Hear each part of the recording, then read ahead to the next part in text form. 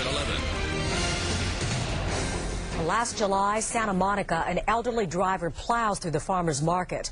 The crash killed 10 people, changed dozens of lives, and for one witness, triggered an emotional avalanche. The crash unleashed decades of repressed memories for that witness, a veteran of the First Gulf War, and he found himself suffering post-traumatic stress. And tonight's special assignment, CBS News' Linda Alvarez shows us one way the illness is diagnosed and treated. Post-traumatic stress is not always caused by war. It can be the result of several traumatic incidents that pile up. I met a seemingly strong and healthy young man who served in the First Gulf War, but it wasn't until a tragic accident this year that his symptoms of post-traumatic stress surfaced. The sea is calming for Stephen Carey. Here, the crashing waves help him forget about how he's faced violence and death several times. As a child, as a young Marine, and even as recently as 5 months ago, just a few blocks away, one terrible day in Santa Monica. An unknown number of people, as you know. It was the day a driver sped through the farmer's market and killed 10 people. It happened so fast. You have no time to think about it, you just react. Stephen can walk through the stalls of the market now and recall how he dove out of the way of the deadly car. I remember thinking he was gonna run over my legs. He was gonna hit my legs. Now he can talk about the overwhelming destruction and the death. She was lying on the ground, really bad head injury and bleeding out. He remembers how he tried to use skills he learned in the Marines to help the injured, and how one woman died in his arms. With her, there was nothing I could do, and it's sad. Stephen can talk about that traumatic day now, but it wasn't always so. After the tragedy, he went back to work at a nearby bicycle shop. But for days, he was unusually nervous, shaky, couldn't sleep, became withdrawn. And when he went back to the site of the tragedy, I saw the memorial that they had already set up, and immediately I just brought back a flood of emotions, and I broke down. Stephen was flooded with painful memories he had kept bottled up inside, some going back to his childhood. He was violent and abusive to myself, my sisters, my mom. An alcoholic father burned down their house and once dangled him over a bridge. I was staring down 100 feet, afraid I was going to fall.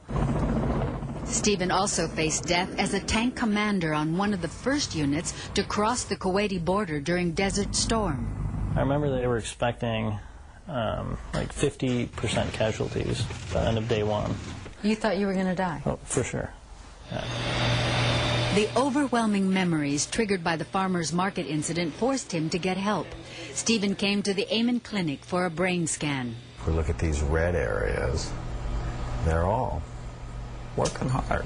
Dr. Daniel Amen is a psychiatrist and brain imaging specialist. When we see people who've been traumatized, what we see is their brain works too hard. There are certain emotional centers in their brain that just appear like they're on fire. Dr. Amen says Stephen's brain shows all the signs of post-traumatic stress disorder. We need to get rid of all those triggers. The treatment Dr. Amen prescribes is EMDR, eye movement desensitization and reprocessing. This is Stephen's first session with therapist Sarah Gilman. He follows a moving light, listens to alternating tones, feels impulses tap on his palms, all while he focuses on traumatic events in his past. There were so many people that I couldn't help. It's a painful process for Stephen, as the therapist keeps him focused on his feelings. Just sad. I wished I could have done more. One memory stirs up another. And where did your thoughts go? I was just thinking about my uncle, who was a firefighter. Gilman listens to Stephen's memory of his favorite uncle who died in a fire helping others and tries to guide Stephen to a better self-image. Perhaps your strong reactions and your fast pace helped as many people as you could help. Are those characteristics you share with your uncle? As Stephen hears her positive words, the EMDR stimulates both hemispheres of his brain and helps his nervous system reorganize his memories. And when you activate the area of the brain where the information is stored, then you can begin to move that information to a part of the brain that is more efficient in terms of its storage, so it won't produce then the negative consequences or symptoms of post-traumatic stress. Even after the first session, the brain scan shows an improvement. And after the 6th session, I'm definitely not as shaky. Physically and emotionally, Stephen is functioning better.